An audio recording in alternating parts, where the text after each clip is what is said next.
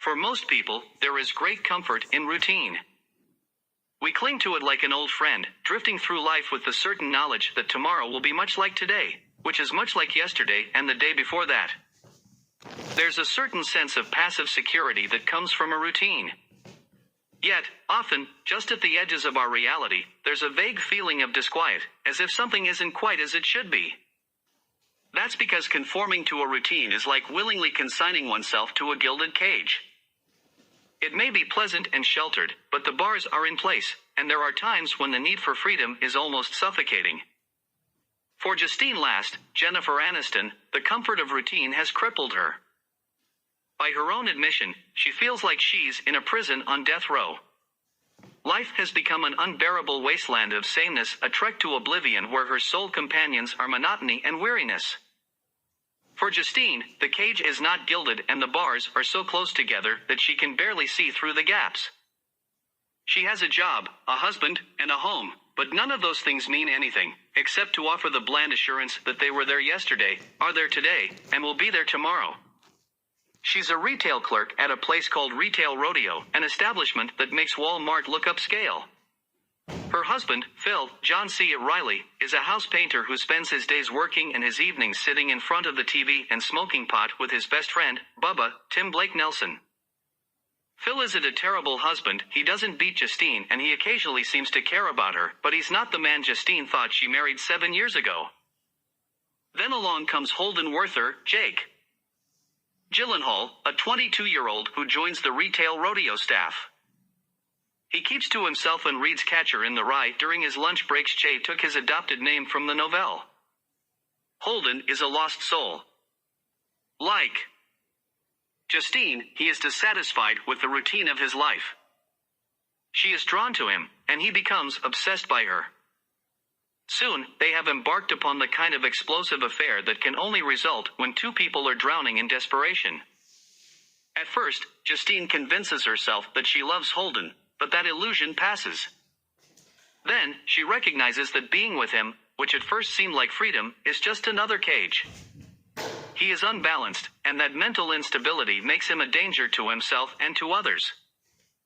At one point, he makes what he considers to be a romantic statement by saying, "I want to knock your head open and see what's inside."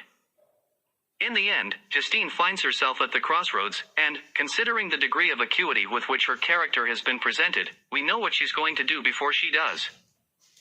The Good Girl is an effective portrait of a life in stasis. Of the power of inertia to arrest development in a dead-end existence. The film's tone, crafted and nurtured by director Miguel Arteta and screenwriter Mike White, the duo responsible for Chuck and Buck, is grim, in part because the real world is full of people like Justine, individuals whose lives lack purpose and who long for the kind of freedom they don't have the courage to pursue. It's worth noting that, as we discover late in the film, Phil feels just as trapped as Justine, except he uses pot to facilitate his escape.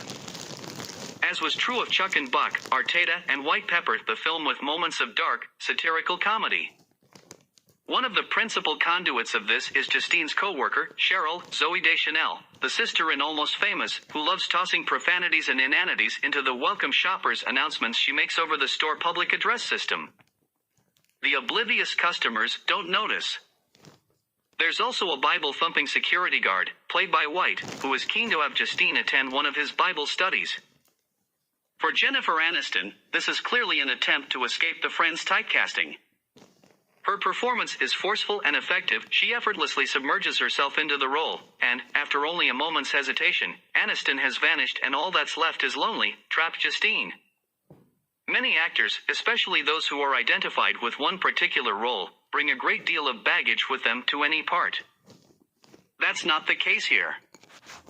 Meanwhile, John C. Reilly plays Phil as a dullard without ambition, and Jake Gyllenhaal is creepy as the too intense Holden. Some Aniston fans may be disappointed this isn't the kind of light-hearted, throwaway film she has done in the past.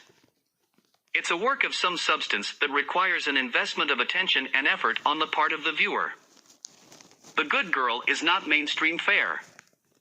It does not have happy ending, instead, it has a fitting one, and ignores the traditional formulas. Instead, The Good Girl offers nothing more spectacular than a character study. And, although the good girl's protagonist may be trapped by routine, that's one claim that can never be made about the movie.